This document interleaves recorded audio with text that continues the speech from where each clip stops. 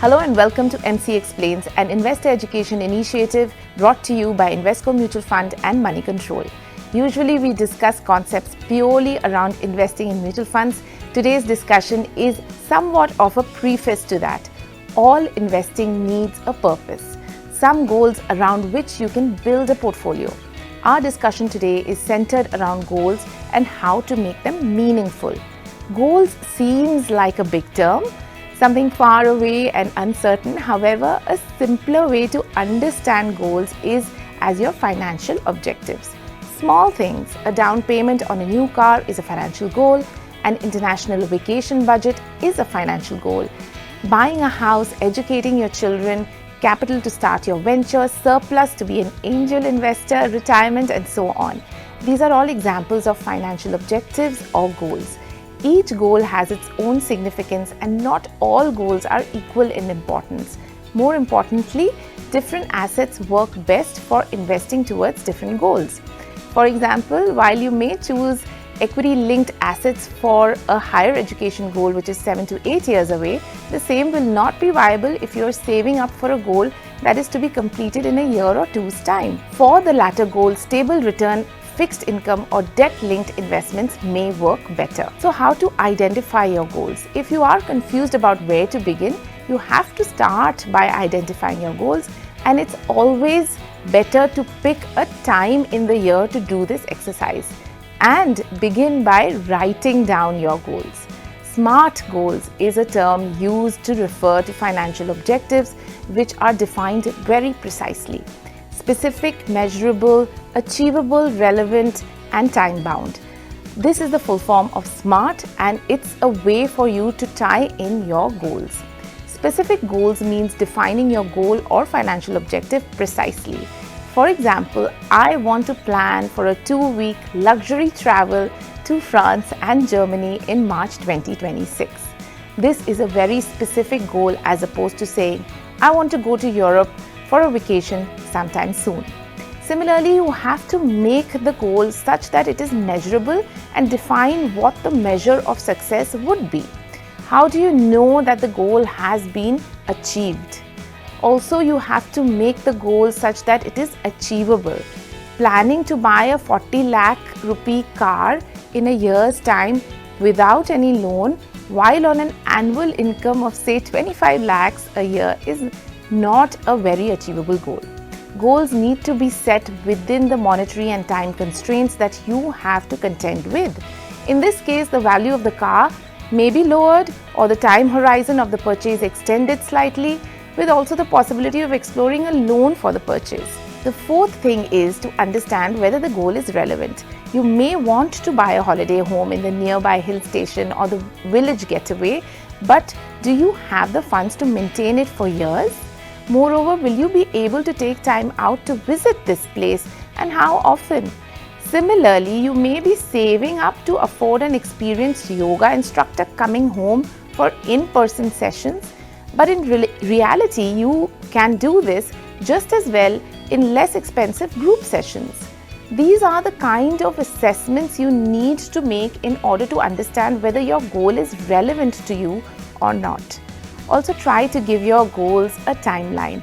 It doesn't have to be an exact date or a month or even a year, but a rough idea of when you may need to use the money always helps.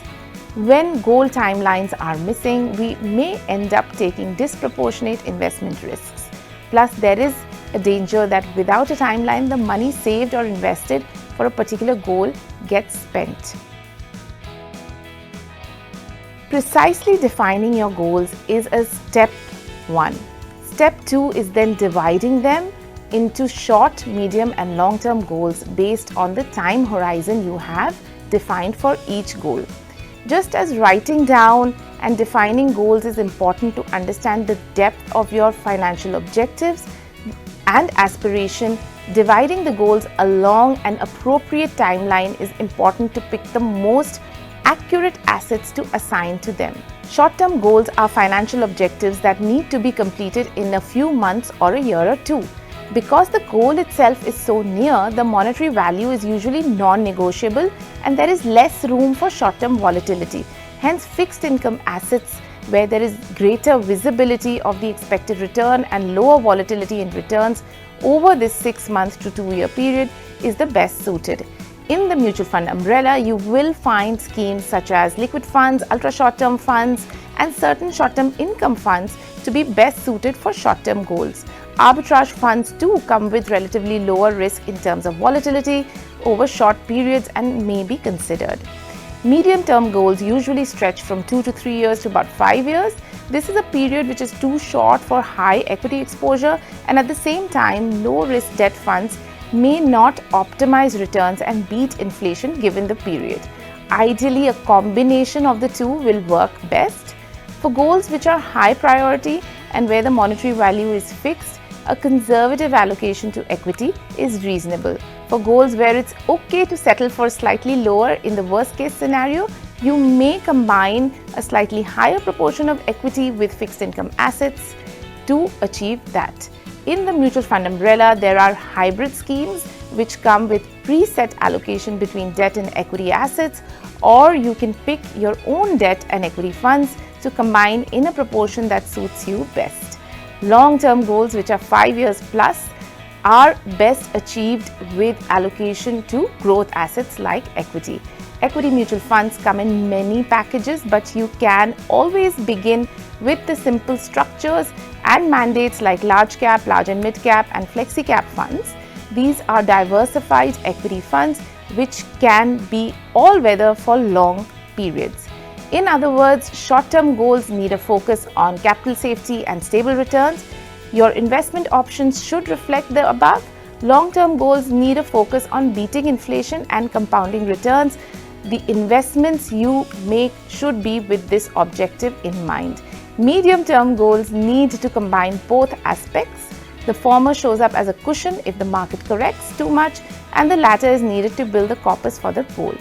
Some other tricks to remember: for all types of goals, the benefits of using mutual funds is that you need not start with a big lump sum and can build your portfolio across assets with smaller regular investments made through the systematic investment plan or SIP. You keep topping it up as the opportunity presents. Once your goal amount is achieved, you need not stop the SIP investment. You can simply withdraw the amount you need and leave the rest invested. In this way, your long-term assets go on compounding, and where your short-term goal has shifted, you already have the corpus accumulated. Mutual funds also allow you to invest across different schemes and start the investment when you want.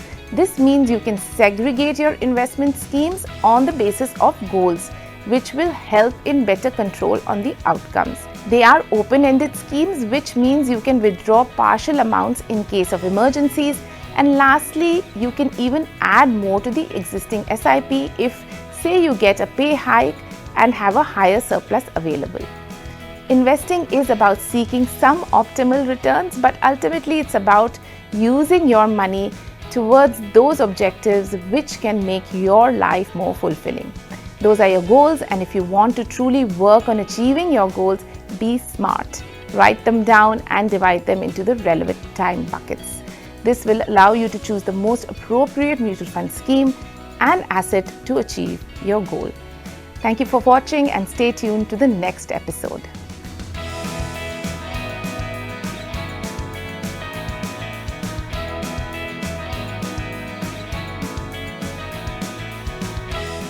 Mutual fund investments are subject to market risks. Read all scheme-related documents carefully.